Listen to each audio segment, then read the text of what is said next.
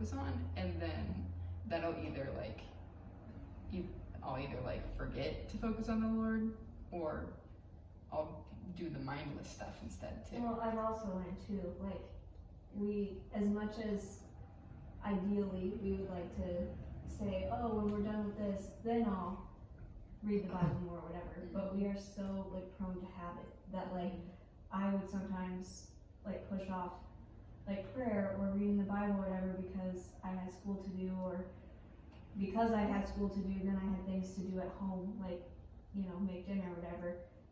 But because I went so long being like, oh, well, once I'm done with school, I'll get better at it, I built a habit of not doing it. So that it makes it even harder when I have more time where I get to choose what I do. It's what I choose to do. I choose to do the things I chose to do before. Yeah, no, that's a great point. Yeah. You just have more time to waste. Less than 10 minutes before bed now. Yeah. An hour. Exactly. It's a good hour. That's kind of the way that I live my life already. I mean, all this kind of reminds me of jumping back to chapter 1, verses 4 through 8. A generation goes and a generation comes, but the earth remains forever. The sun rises and the sun sets, panting. It hurries back to its place where it rises, gusting to the south, turning to the north. Turning goes the wind, and the wind returns in its cycles. All the streams flow to the sea, yet the sea is never full to the place where the streams flow. There they flow again. All things are wearisome, more than anyone can say. The eye is not satisfied by seeing, or the ear filled with hearing. So, kind of reminds me of what we talked about. It's just that. Thinking that once we have this thing happening, then that's that. The ultimate, everything returns back to where we started. Which, I mean, we kind of hit it a little bit on the second question. But the second question is, what does this passage tell us about humanity? Which, anyone wants to It's inherently selfish. add more thoughts, but we hit on that quite a bit, I feel like. Like I said, I think it's also inherently selfish because Solomon did have wisdom from the Lord, and he still chose to do these selfish things. And I think that also goes into what we decide to choose. It's more of a selfish thing, rather than, which I guess typically we're not inherently selfish. We're selfish because of the fall, but you know, we are prone to selfishness rather than selflessness. A note I had from the last time I went through this is that eternity has been placed in our hearts. There's a reason that all these things don't satisfy us, because we're designed to be in relationship with God and be with Him. And when we are choosing to not be with Him in order to pursue these earthly things, we're ultimately going against our design.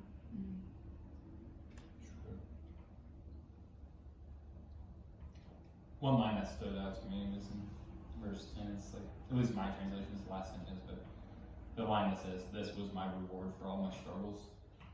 Just kind of like that. Pat on the back, like, yeah, I deserve this. I worked hard for this. Prone to pride. Which admittedly too, I mean, it kind of reminded me of my dad, because he's talked about all the time how when he retired, he's like, yeah, this is what I deserve, and I earned this, and I can't wait to see your mom walk out those doors, and I get to sleep in, and I earned that sleeping in, kind of mindset. But not, I mean, after when we hear him, I mean, I have my own things, and I just feel like, in general, what kind of countries, you know, I can speak for other countries, I'm not from other countries, but at least the American mindset. The Western, yeah. Of like, I deserve this, because I worked for this, kind of thing.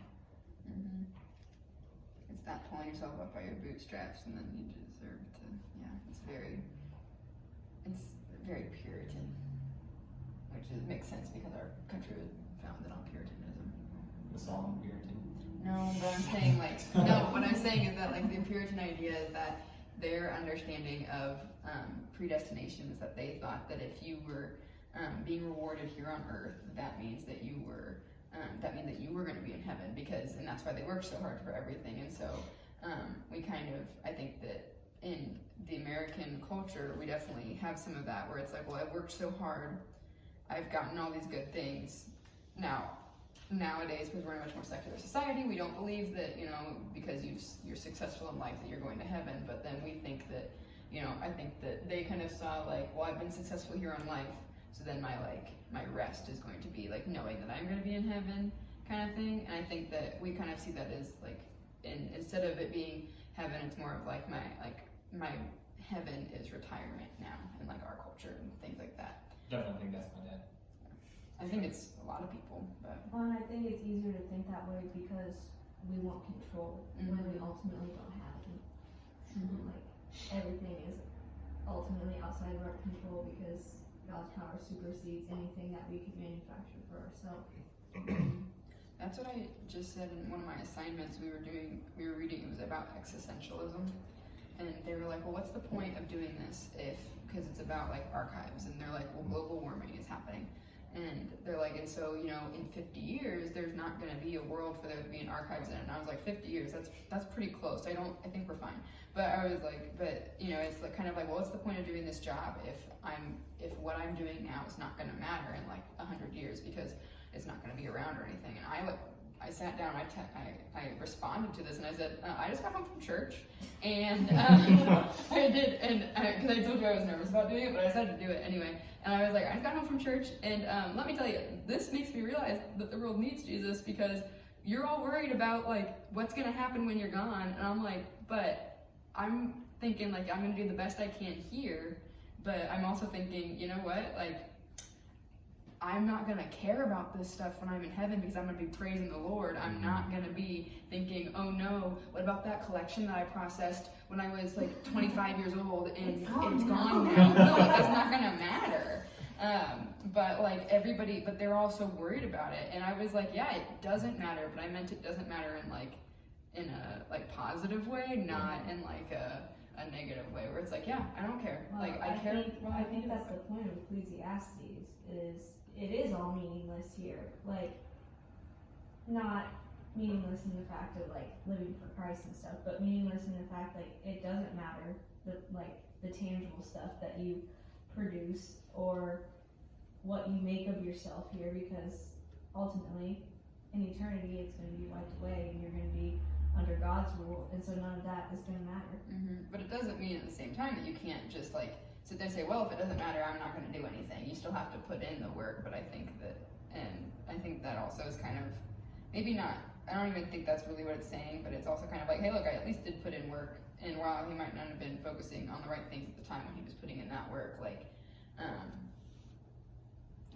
I think it's healthy to recognize that, that there's like, you need to put in the work, but it also is meaningless. It's not one or the other.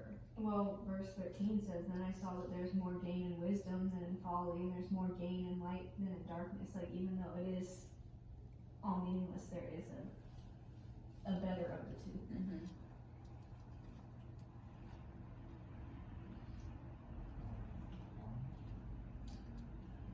We'll move on to the next section. What do you think God is inviting you to do based off of what we've talked about?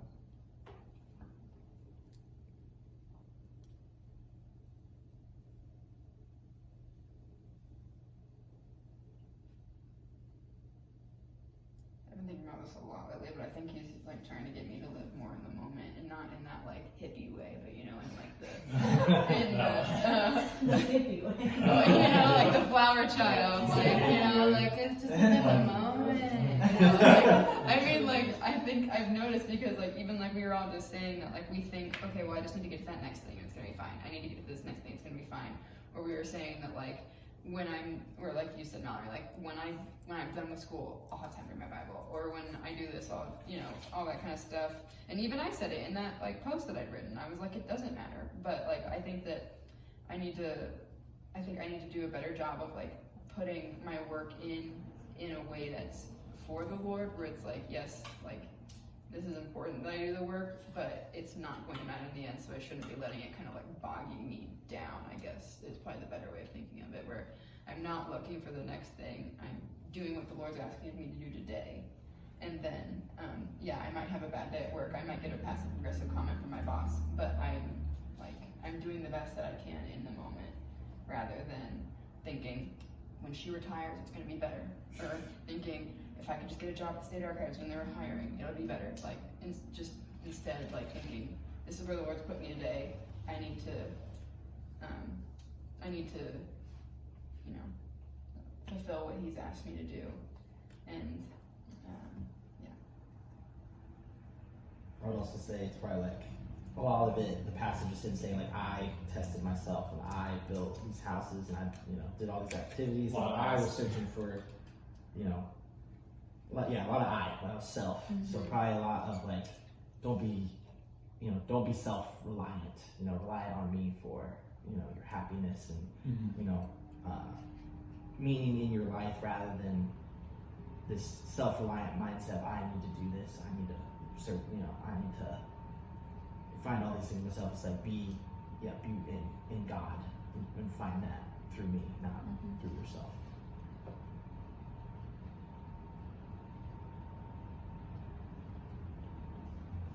I think mine's kind of a combination of the two of you guys, of the whole, like, when I read this, it's like all of the best things that I could like think of like when I get to this, or you know, with school, it's like when I'm done with school, and then that isn't what it lived up to be, and you think I learned my lesson, but then I'm like, well, when I'm done with work, and then I'm just home with my new baby, like then it's gonna be all sunshine and rainbows, which I know it's not. I've done the newborn thing before. It's not sunshine and rainbows all the time, but just kind of the whole like whatever I can do. So it's like I'm getting there, like I'm finishing the school, I'm finishing the work, like I'm, you know, gonna be a mom. I'm doing this kind of the whole looking for the light at the end of the tunnel, but it's the light I produce, not the one that God does. And so I think making that shift of, instead of thinking about what I'm getting to, or like who I'm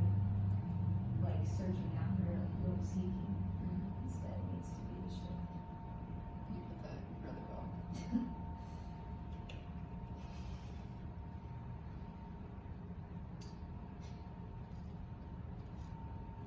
You're perfect, aren't you? Nothing ever. It's the perfect specimen. I feel like, for me, it's like back and forth thing. Like, I realize just how distracted my heart is, and like internally, like there's like this like it's called a war, it's like a war, where it's like I want to simplify and just like really focus in on what really matters, but then that happening, kind of like what you were talking about earlier, where it's like I just want to be lazy and not think. And so it's just, there's just this inner tug of war in my heart, and like sometimes I feel like I'm doing really good on one thing, and then there's just some day where I'm just like really tired. I'm like, oh, okay, time to switch over to the lazy side, you know. But I think, Shut down for a while. but I do think there are times where you can't be on for the Lord if you don't allow yourself that rest. So I think that there also needs to be like, because I've also been struggling with like the guilt almost of like sitting around doing nothing whenever I do. Maybe it's not my own guilt. I'm kidding, it's my own guilt. Alright, some marriage counseling next, that's what I'm doing. No, it's definitely, but like I'll have my own guilt. But I also, like the other night, I was exhausted, and I was like, you know, I can't do what I need to do if I'm this exhausted. But I'm not saying we can be lazy all the time. Yeah. Like, I think there are times where like, if you're like, I'm doing really well, and then you're feeling really drained and exhausted, I think you also need to like take that time to rest, and then, but not let it get away from you, if that makes any sense. I think that's And I think it depends on like where you consistently turn to for rest. Because sometimes where you find like, you know, like what you do to get rest is gonna look different. Sometimes it's a nap, sometimes it's watching a show, sometimes it's, you know, reading a book. It's gonna look different. But where, like, who are you consistently turning to, or where? Like, if it's always a TV show, that's probably not actually going to rejuvenate you. That's probably gonna just continue you on your cycle of, you know, self-indulgence and exhaustion and going after the world. But if it's like I'm not saying TV's bad, but like if you're continuing to to turn to that instead. That's like kind of where I was at, where I knew where I would find rest was praying and reading my Bible, and I would always feel guilty because I wouldn't do it. But what I was doing in my free time to rest was watching TV or doing this stupid coloring app on my phone that I cannot, it has a chokehold on me and I cannot delete it. Oh, believe me. Because I have OCD and it makes me feel so satisfied when I complete all it's just the whole thing. No, I can't totally- talk about that right You now. can But Yeah, these two with the wives who have OCD, besides already being best friends, they're like, what do you do when your wife's doing this with Yeah. hers? Yeah. But it's like that's what I would do, and I would tell myself I'm resting, but it really was just spurring on the whole like guilt of like I'm not doing what I should be doing. And I then you wasn't feel actually drained. resting. Yeah. I think it's a slippery slope for me. Like, once I hit lazy hard for a few long stretch. And I'm like, man, I haven't done really anything great. I need to cut this out. Slap myself a little bit. Then have a good stretch where I'm solid. Slide again. And that's the ADHD in you. That's actually very common. I am positive that you are undiagnosed ADHD. What? So, yeah. Kind of how it is for me. But no one else want to contribute. Oh yeah, my day off is like, let's order some food and I'm staying inside, and it's so awesome. Sometimes I'll just like, if it's super nice out, I'll go out and have a beer and smoke off a cigar or something, and it's just a lovely day of nothing. Right? People will ask like, hey, you want to go out and do something? No, I don't. I'm going to sit here and do nothing. And it's probably not great to do, it's obviously not great to do all the time. Like, you should not be like just, you know, Isolated. yeah, isolated, shut off from stuff just because it's like, It's easier. it's so easy. It's I don't have so to, easy. you know, sometimes I just don't want to talk to people. Sometimes I let that get away from me, and I literally just, I'm like, I'm just not even gonna interact. Are you introverted? Out, a little bit, yeah. Okay. A little bit. I'm so prone to isolate in high school. My dad would be like, "Are you sure you don't want to go out and like do stuff with your friends?" I'm like, "No, I'm sure," and I'd like stay in my room. But I was like, I don't want to talk to people. Like, I came home, and that's it. I'm done. Yeah, I got a solid like 10-hour window, and it's like, or I can like, I go full energy, and then it's like I have to shut off, I have to back up for a little bit, and then I'll just start spacing off into the distance. See, that's the thing is that I'm an extrovert hardcore, but I isolate to a point where it's so bad because I'm just like, it's just so much easier to stay home. And so when he goes out of town, he always has to say like, you have to tell me what your plans are to leave the apartment, because if he goes out of town, I will probably not leave the apartment. I think one time I made it like when he was out of town on the weekend, I had to work, so I did have to go into work, but I went to work, I came home, didn't talk to anybody. It was up to like 2 a.m, you know, just watching TV, and then went to church in the morning, and then like did not, you know, like I was just like, I did not do anything. That's And- better than what I did when he went to church.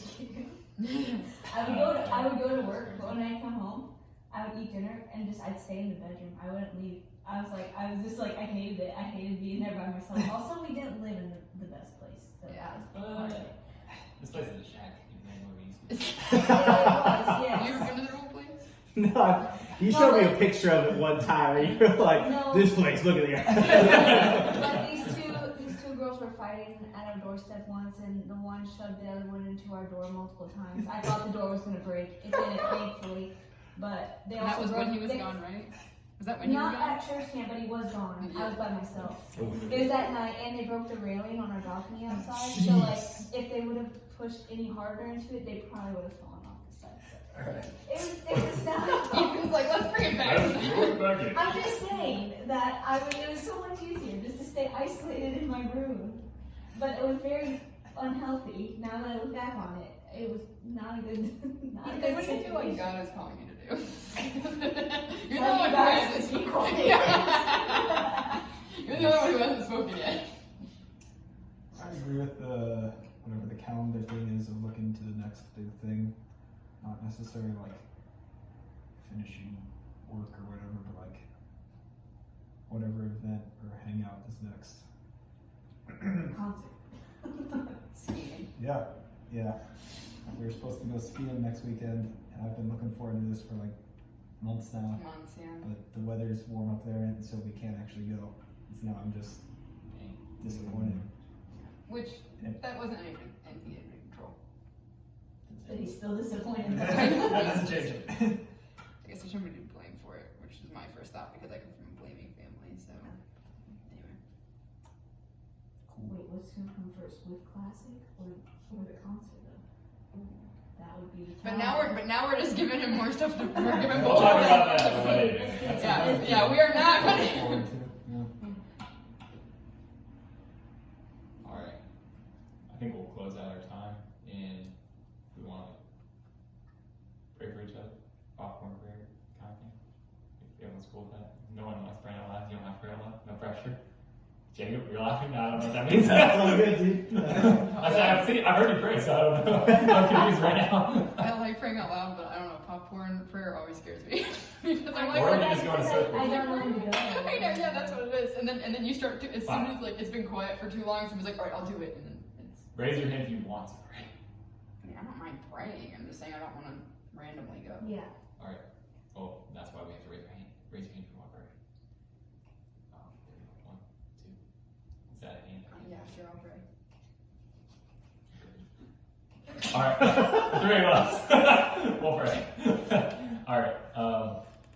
Before we pray, does anyone have any prayer requests? Major, minor, doesn't matter. I've been very stressed about my job lately. I've been worried that either I will A, get fired, or B, just that it's just been very stressful and I have been coming home very drained and then have to start doing schoolwork. So Ethan's been on the receiving end of some of my rants after work. But it has been difficult, and so I guess what I did start doing is I've taken my Jesus Calling, and I have that, and I read it during my lunch break, which I just started doing like 2 days ago, and that's honestly helped a little bit, but just because that helps me to kind of turn my mind back to the Lord, but turning my mind back to the Lord with the stress and the frustration that I've been dealing with there. Any other prayer requests? Pray for mama Wallace, baby Wallace. Always.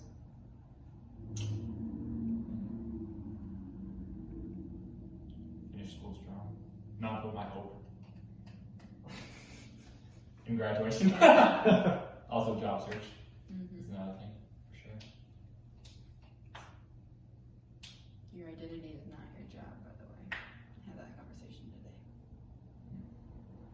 Yes, but we do need a certain amount of money to live. Yes, this is true. I would like a roof over our head, so Yeah, that's fair. a job would be nice. Alright.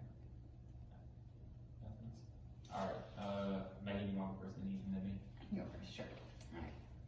Dear Father God, I thank you for this wonderful day. I thank you for my friends and family and everybody who I love.